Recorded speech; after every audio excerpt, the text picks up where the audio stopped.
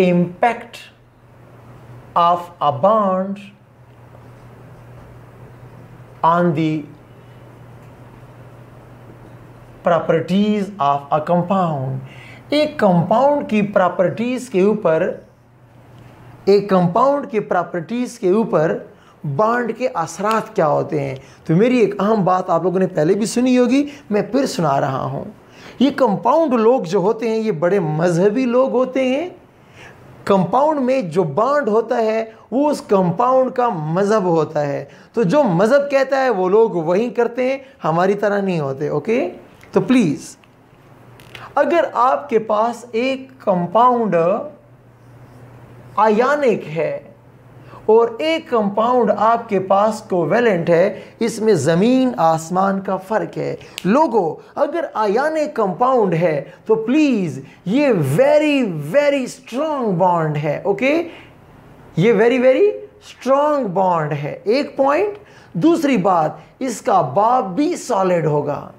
ऐसा कोई ionic compound नहीं है कायनात में जिसमें बॉन्ड तो आयनिक हो लेकिन बेचारा गैस या लिक्विड हो। नहीं नहीं नहीं, कन्वर्ट कर सकते हो, लेकिन naturally each and every ionic compound must be solid. जबकि कोवेलेंट वाला क्या होगा, लिक्विड भी हो सकता है, गैस भी हो सकता है, सॉलिड भी हो सकता है, तीनों वैरायटी दस्तयाब हैं। आयनिक कंपाउंड अगर है तो वो लाजमी वाटर सॉल्युबल होगा, और अगर कोवेलेंट है तो पता करना होगा कि यार तू पोलर है कि तू नॉन पोलर है। अगर पोलर है water soluble, non polar water insoluble.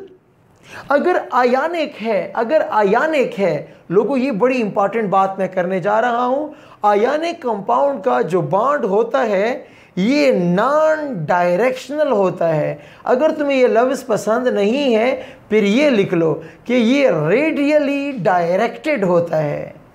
Ionic compound में जो बॉन्ड होता है वो रेडियली डायरेक्टेड होता है। अब मैं आपको समझाता हूं कि रेडियल डायरेक्टिविटी से क्या मुराद है। प्लीज़ मैं सोडियम आयन ले लें, सोडियम आयन प्लीज़।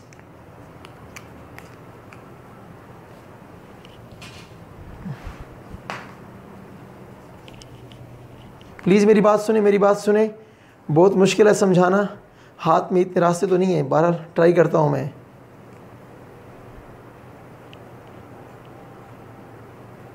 मेरे ख्याल में आप देख रहे हैं मेरा हाथ सोडियम आयन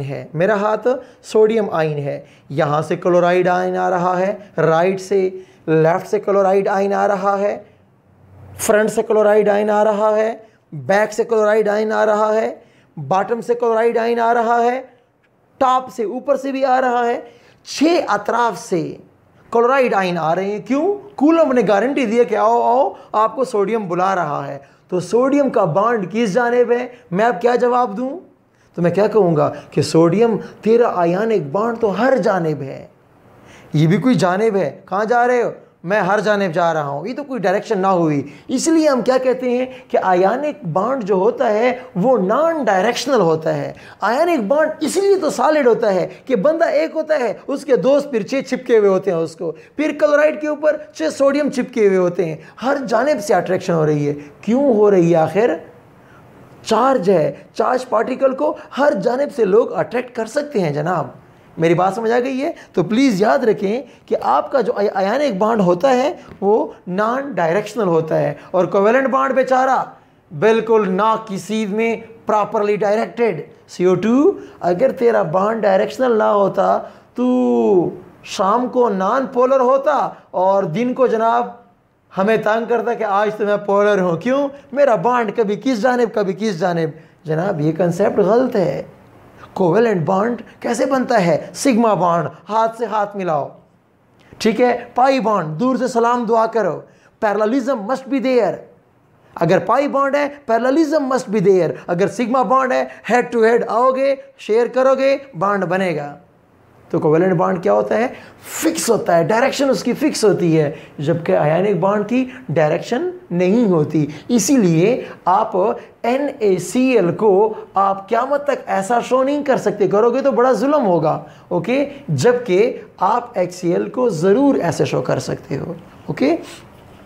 अगला पॉइंट हमारे पास ये है कि आयनिक कंपाउंड में आइसोमेरिज्म इतनी एडवांस नहीं है। कोवेलेंट कंपाउंड में, खासकर ऑर्गेनिक में और कोऑर्डिनेशन कंपाउंड में आइसोमेरिज्म बड़ी टॉप पे होती है, बड़ी एडवांस प्रॉपर्टी है हमारे पास ये, ठीक है। सॉल्युबिलिटी की बात भी हो गई है कि आयनिक कंपाउंड क्या होते हैं, सॉल्युबल होते हैं, कोवेलेंट सॉल्युबल नहीं होते। आखिरी बात मैं करने जा रहा हूँ रेट ऑफ रिएक्शन के ऊपर कुछ बातें कर लें, फिर आपका चैप्टर आपको मुबारक हो। रेट ऑफ रिएक्शन क्या है जनाब, सुनिए। आयनिक कंपाउंड सॉल्यूशन की दुनिया में घोड़े की रफ्तार से लड़ते हैं, घोड़े की रफ्तार से भी तेज। क्यों? जब मेरे दो हाथ आयंस हैं, दरमियान में बॉन्ड कौन सा है? आयनिक बॉन्ड है। पानी में डाला, आयनिक बॉन्ड मर गया। आयन बेरोजगार, आयन बेरोजगार, ये अलग लड़ेगा, ये अलग लड़ेगा। तो आयनिक बॉन्ड सॉल्यूशन की दुनिया में तेज लड़ता है। क्यों? सॉल्यूशन में उसका बॉन्ड होता नहीं है जनाब, शतरे बेमुहार की तरह भागेगा, लड़ेगा।